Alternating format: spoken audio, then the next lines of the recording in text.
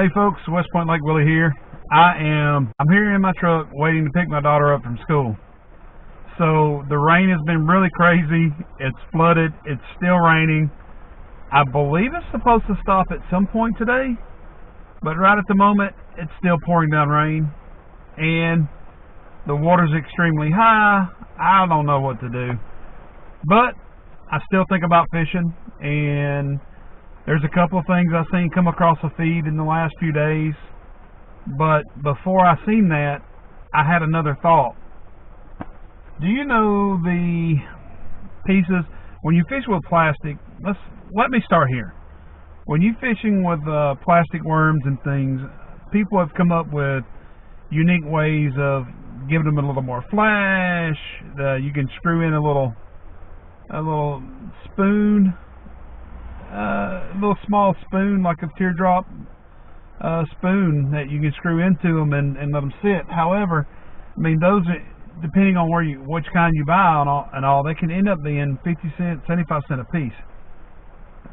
And I really got to thinking about that. I got to thinking, that's a really good idea. That's a good idea to make a little more of a flash, a little more of something, a little more sound, a little more movement, something that would help attract fish, especially in these muddy water conditions like we got right now. And that's why I decided to go ahead and do a video about this. I had an idea. Not sure how good it'll work. Not sure if it's going to be something that you would try. And if you think it's work, or if you think it's something that's worth having or trying, leave me a comment in there. But this is what my thought is.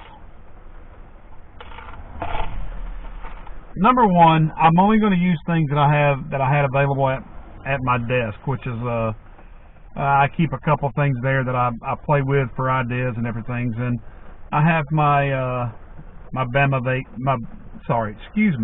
It's a Bama bait that I have. It's just a stick bait.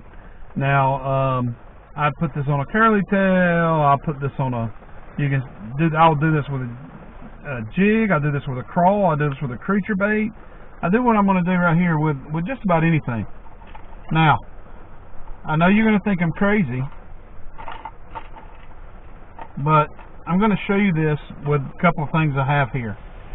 Number one, a hook. Doesn't mean it could be a straight hook, be a wide gap hook. I don't care, whatever you're comfortable with. And a couple of these soda tabs. Alright?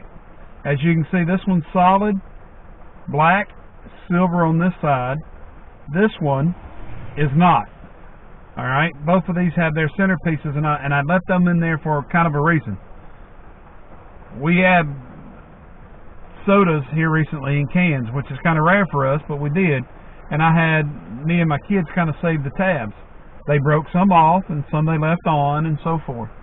However, I don't know about where you are, but I think I'm looking at a can on the side of the road right now. And if you're picking up the trash, why not take the tabs? They're free. So this is what I'm going to do to use to make this worm have a little more action to it. So, couple things you can do. Number one, get your worm ready. Like so. This will be tied to your line. Okay? You can hook it a couple of different ways. You can hook it through the big eye for a lot more flopping around, and then you just finish rigging your worm up.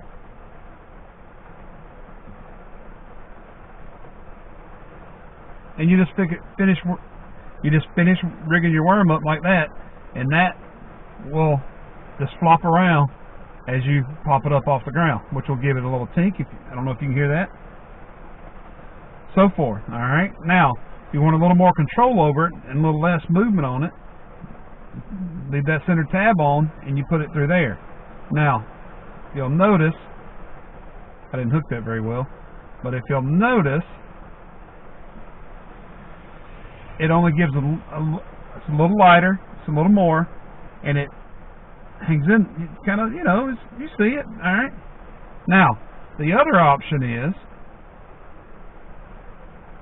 this will go up on your line,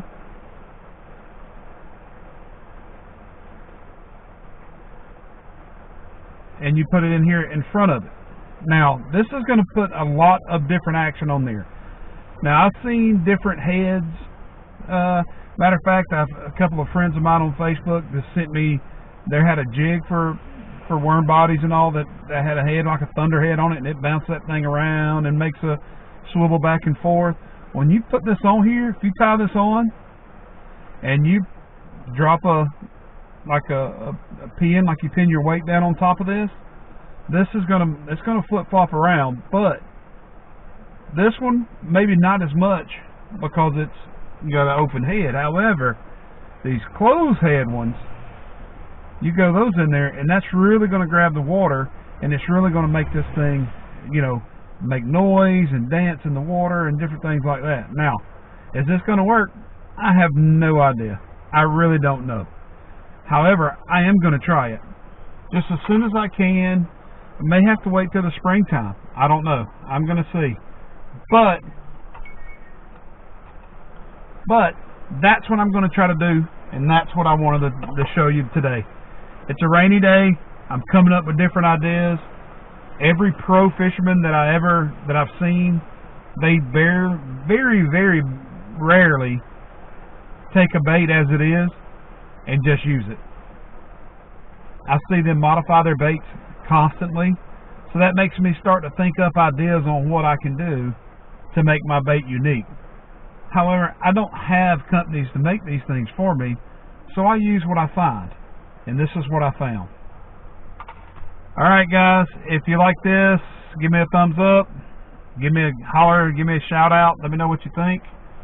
I probably won't do any fishing this weekend, but I wanted to make sure I went ahead and gave you a video, and I thought this was a pretty good idea. So, as you can see, that's it. It's rainy, it's nasty, but you can get ready for a good day by coming up with ideas to make fishing easier. And honestly, it's kind of fun to me. Till next time, it's West Point Lake Willie telling you, keep your hooks wet and have fun. I'm out of here.